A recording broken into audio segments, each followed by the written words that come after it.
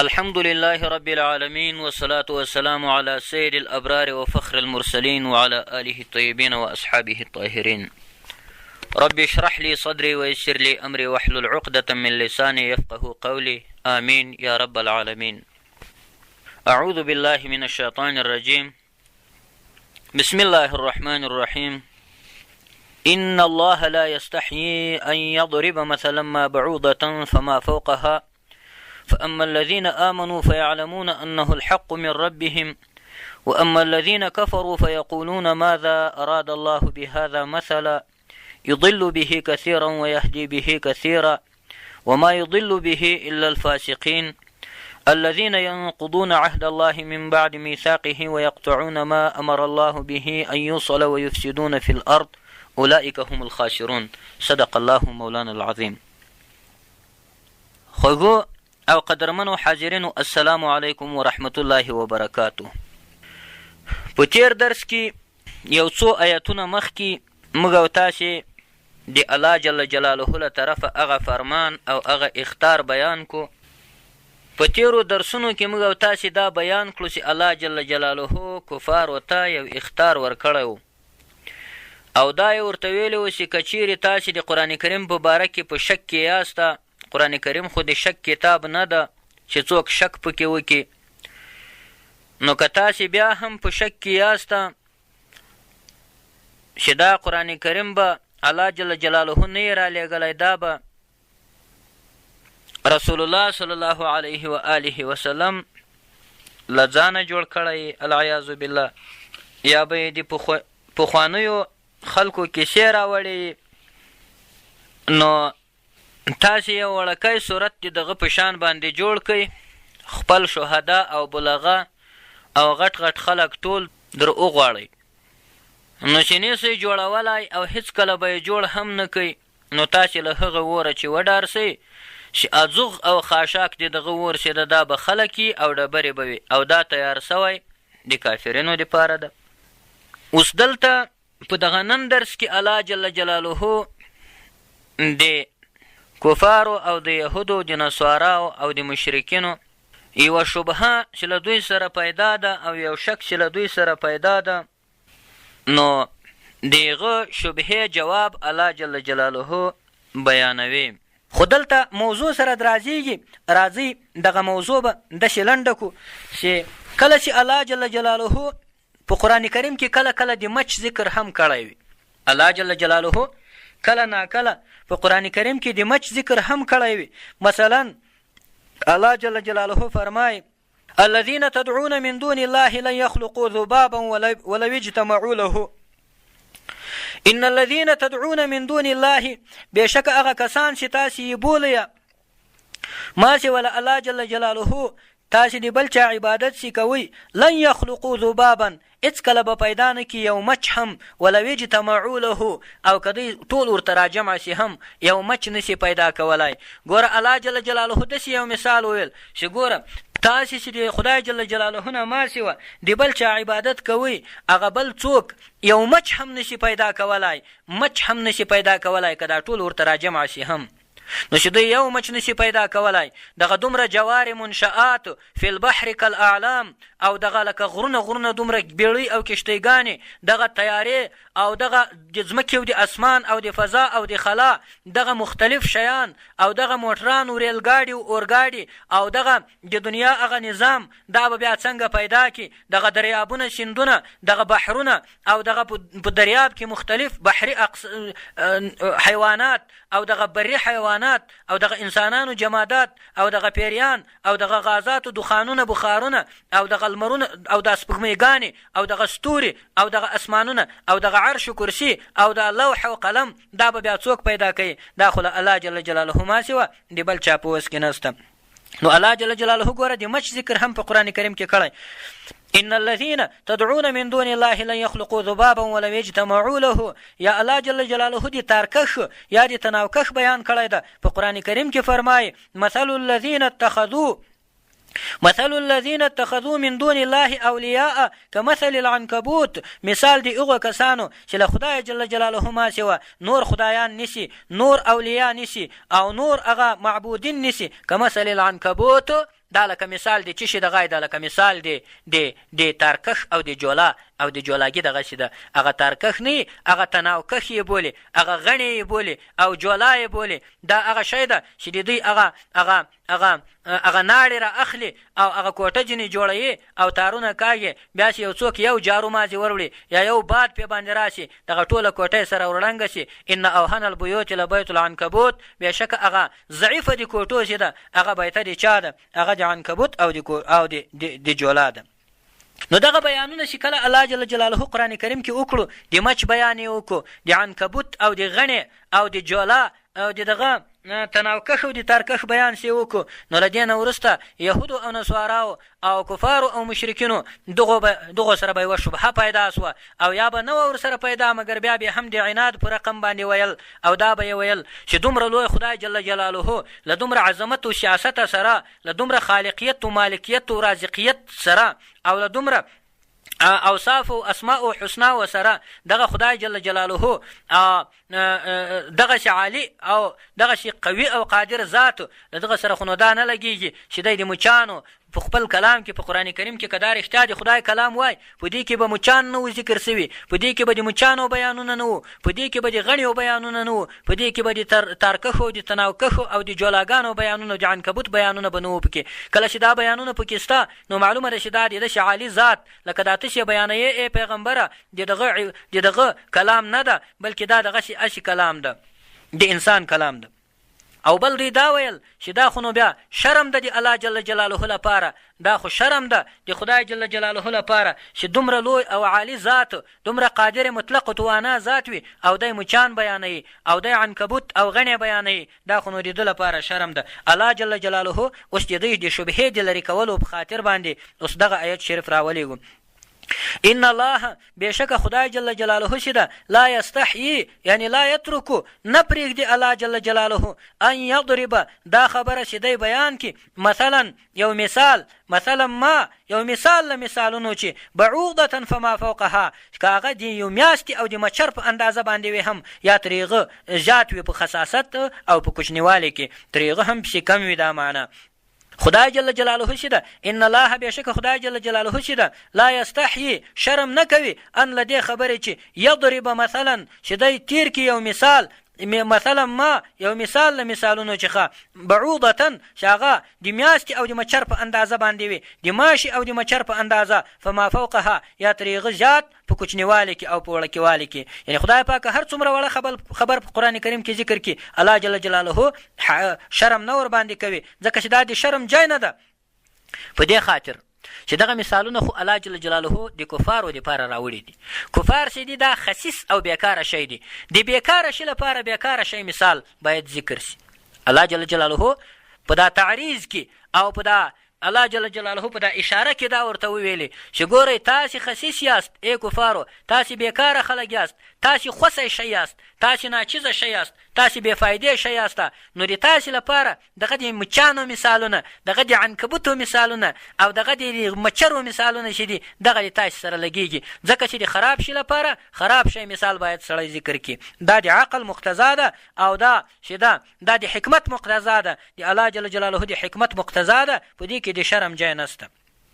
نو یو حکمت خو دغه ده په کې چې د بیکاره شي لپاره باید بیکاره مثال سړی ذکر کړي، د مازې شي لپاره مازې مثال باید سړی ذکر کړي. نو تاسې لکه مچان دغسې یاست یا تاسې مثلا لکه غڼې تارکخ و جولاګان دغسې یاست، نو دغه مثالونه در سره لګېږي. یوه خبر خو الله جل جلاله دغه ورته وکړ فاما الذين آمنوا پس بېشکه هغه کسان چې دوی ایمان راوړی ده فیعلمون انه الحق من ربهم نو دوی علم لري چې بېشکه دغه مثال چې ده دا څه شی ده دا الحق حق ده من ربهم له جانبه د ربه د دوی. ګوره د خدای پاک له طرفه که تورې خاورې موږ ته راغلی وي هم موږ ته څه شی دي؟ موږ ته په سرو زرو منظور دي. که د جانان له لاسه تورې خاورې وي نه د الله جل جلاله له لورې چې موږ ته د مچ خبره راغلی وي هم د خدای د دښمن خبر په قرآن کریم کې راغلی ده، د فرعون ذکر ده. الله جل جلاله په قرآن کریم کې فرعون ذکر کړی ده، د خدای دښمن و، د خدای دعوه یې کړې وه، مګر چونکې د خدای کلمه ده الله جل جلاله د خدای د کلام جز ده الله جل جلاله موږ ته رالیږلی، موږ او تاسې قاریان او حافظان یې څومره په شوق باندې تلاوت کوي. اذهب الى فرعون انه طغى څومره په خوند او څومره په تجوید او څومره په قرائت باندې تلاوت کوي. هغه چې خو موږ نسو تلاوت کولای، لکه حافظان محترمین قاریان د قرآن کریم سي تلاوت کوي، خو بیا هم دا معنا چې الله جل جلاله قرآن کریم کې دغه جز را لېږلی ده د فرعون نوم ده، مګر چونکې د خدای جل جلاله د کلام جز ده، موږ یې ډېر په خوند یادوو. بیا موږ حافظان او قرا او مجودین چې کوم دي هغه ډېر په خوند وایي اذهب الى فرعون انه طغى. نو ګوره د الله جل جلاله له لورې که هر شی دا موږ ته په سرو زرو باندې دا منظور دي، نو په دغه خاطر باندې فاما الذين آمنوا، پس بېشکه هغه کسان چې دوی ایمان راوړی ده، فیعلمون، نو دوی علم لري، انه چې بېشکه دا مثال چې ده الحق، دا حق ده، من ربهم له جانبه د ربه د دوی څخه. نو ګوره ایمان یې پې باندې راوړی او دا وایي چې دا مثال که د مچ مثال ده، که د مچر مثال ده، که د ذباب مثال ده، که د عنکبوت مثال ده، که د جولا مثال ده، دغه مثال الله را لېږلی. الله جل جلاله د موږ خدای ده، د موږ خالق و رازق و مالک ده، او موږ خلقن او ملکن او عبیدن د دو په تصرف کې یو او د دو مال یو، د الله جل جلاله خدای جل جلاله مو مالک ده. نو بس دا د دو خبره چې ده دا بلکل صحیح ده. واما الذين كفروا، او بېشکه هغه کسان چې دوی کفر اختیار کړی ده، کافر سوي دي، فیقولون، نو دوی وایي ماذا، څه شی ده، اراد الله چې اراده کړی د خدای جل جلاله بهذا مثلا، په دغه مثال باندې، په دغه شی باندې، از روی مثال، له رویه د مثاله خدای جل جلاله ولې په دغه مچانو باندې مثالونه تیروي، یا د مچرو مثالونه تیروي، یا د جولا او د ترکخ مثالونه تیروي. نو خدای جل جلاله د دوی دپاره یو جواب هم اوس بیانوي. الله جل جلاله اوس د دوی دپاره یو مثال هم بیانوي. خدای جل جلاله فرمای یضل به کثیرا ویهدی به کثیرا. یضل گمراه کوي الله جل جلاله به په دغه مثال باندې کثیرا ډېر خلک گمراه کوي، ډېر خلک ولاړو. وایي په دې ساحل کې په زرګونو داسې لاړلو نور چې نښانه یې په تکلیف سره پیدا به نه شي.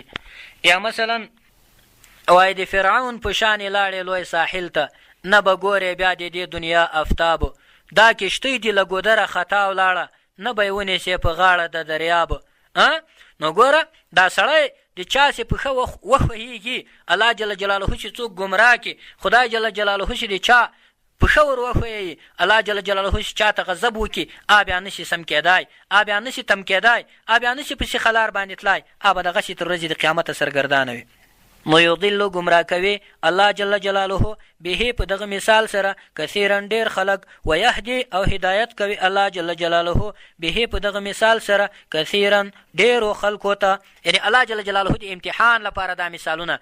یو حکمت د الله جل جلاله دوهم حکمت پکې دا ده چې د امتحان لپاره خدای پاک د مچرو مثالونه تیروي، کله کله د ذباب او د مچ مثال تیروي، کله کله د عنکبوت او د جولا مثال تیروي. دا د دې لپاره چې امتحان ده په خلکو را روان ده، الله جل جلاله خلق ازمایي، خدای پاک له خلکو سره د امتحان معامله کوي. او دلته ډېر خلک پې ګمراهان شي، لکه دغه خلک چې دا دوی ویلي وو چې خدای پاک ولې په دې قرآن کریم کې دغه د واړو واړو شیانو مثالونه راوړي دي، بس نو ګمراهان سو، خدای جل جلاله یې مخ تور کړی و. او څوک چې مؤمنین دي هغه دا ورته وایي چې مقصد ماته په سرو زرو منظور دی که د جانان له لاسه تورې خاورې وینه. د الله جل جلاله له طرفه که د مچ خبره راغلې وي موږ ته منظوره ده، که د مچر خبره راغلې وي موږ ته منظوره ده، که د عنکبوت خبره راغلې وي موږ ته محترمه ده، او موږ به احترام ورته لرو او موږ ایمان پرې راوړی. دا د خدای جل جلاله کلام ده. وما يضل به الا الفاسقين. الله جل جلاله فرمایي وما يضل، او نه ګمراه کوي الله جل جلاله به په دغه مثال باندې الا الفاسقین، مگر فاسقان په باندې ګمراه کوي. اوس فاسقان چاته ویل کېږي؟ فاسقانو په قرآن کریم کې په ډېرو مواردو کې فاسق د کافر په معنا باندې راغلی. فاسق د چا په معنا راغلی؟ د کافر په معنا باندې راغلی ده. یعنی فاسق چاته ویل کېږي؟ کافر ته ویل کېږي. مګر د فقه شریف په اصطلاح کې فقهای کرامو ویلي دي چې فاسق هغه چاته ویل کېږي چې یا خو کبیره ګناه چې ده، په کبیره ګناه باندې لګیایي او توبه نه کوي، دې ته څه ویل کېږي؟ فاسق ویل کیږي. او یا فاسق هغه چاته ویل کیږي چې صغیره ګناهونو ته دوام پسې ورکوي او صغیره ګناهونو باندې لګیایي او استمرار او دوام پسې ورکوي، بیا هم دې ته فاسق ویل کیږي. نو الله جل جلاله دې موږ او تاسې له فاسقانو څخه وساتي او خدای پاک هم دې د فاسقانو په ډله کې نه راپورته کوي په ورځ د محشر.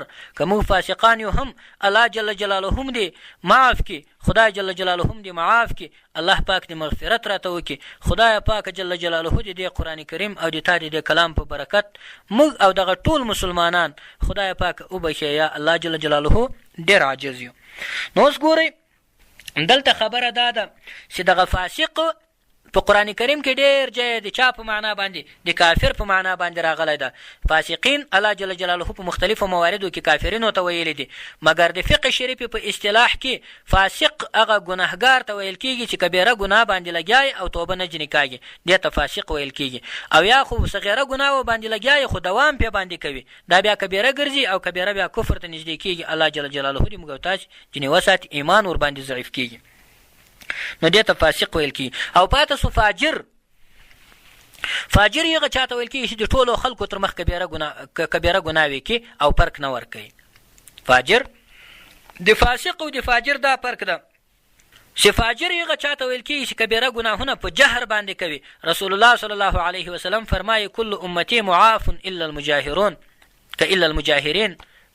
هغه د ما هر امتي چې د خدای جل جلاله به یې وبخي، خدای پاک به مغفرت ورته وکړي، مګر مجاهرین چې دي هغه په جهر باندې چې کوم کارونه کوي او بدې بدې ګناوې کوي د ټولو خلکو تر مخ او پیشرمېږي هم نو، دغه سړی خدای پاک نه بخي.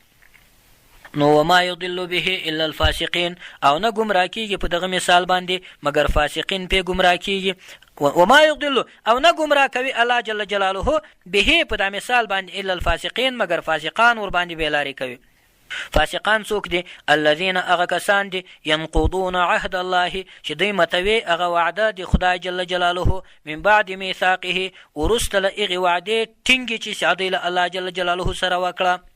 خدای جل جلاله چې کله آدم علیه السلام پیدا کو، شپېته لاسه قد یې ورکړی و د آدم علیه السلام، قد او قواره چې کومه وه دومره جګ و چې شپېته وارې دا لاس داسې واچوې داسې هته شپېته هتې به چې شپې واچولې آدم علیه السلام قد دغومره و. بیا یې روح پکې پکو خو ژوندی کو، نو د ده په شا باندې بلا کیفه لاس ورتېر کو. تفاسیرو لیکلي دي الله جل جلاله لاس پې تېر کو. دغه ټول انسانان د سرو میږیانو په شکل باندې د آدم علیه السلام له شا مبارکې چې وواتو، نو بیا خدای پاک دوی مخاطب کړو او الله جل جلاله ورته وویلې چې الستو بربکم، آیا زه یم رب دې تاسې؟ قالو بلا، نو دوی ورته وویل چې هو ته دې موږ رب یې. دا ټولو انسانانو که اوس کافران دي که مسلمانان دي که منافقین دي که ګناهګاران دي که بدکاران دي که ولیان دي که پیغمبران دي که هر څوک چې دي انسانان چې کوم دي دغو ټولو ورته وویل چې بلا، یعنې هو ته دې موږ رب یې ای الله جل جلاله. دې ته ویل کېږي عالم ذر. عالم ذر د سرو میږیانو په شکل چې الله جل جلاله انسانان پیدا کړو.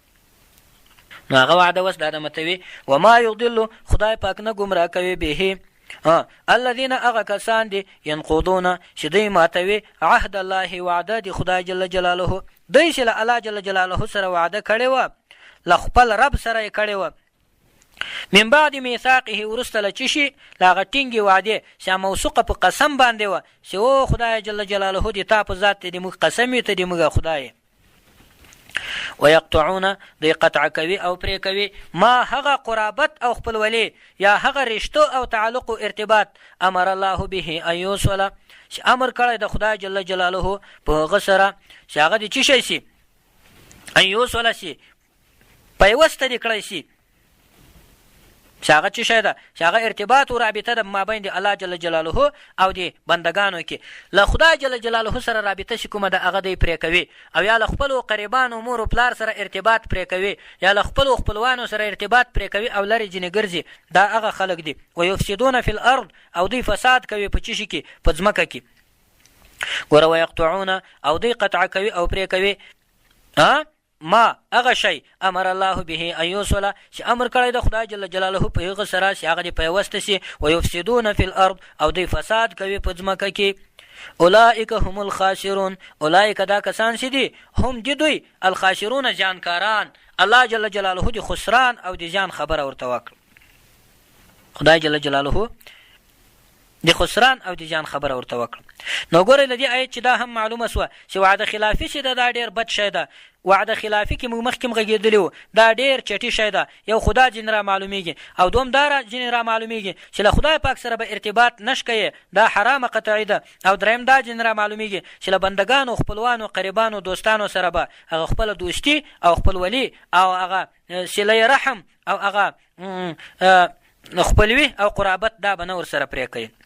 او دا خبره او فساد به په ځمکه کې نه کوي، دا حرام ده. اولئک هم الخاسرون ويفسدون فی الارض، او دوی فساد کوي په ځمکه کې. اولئک هم الخاسرون، دا کسان چې دي دوی خاسرین او زیانکاران او تاواني خلق دي. کیف تکفرون بالله وکنتم امواتا، په دې موضوع باندې به په راتلونکي درس کې انشاء الله وغږیږو. د اوس لپاره دغومره بس ده. والسلام علیکم ورحمة الله وبرکاته. اقول قولي هذا استغفر الله لي ولكم ولسائر المسلمين.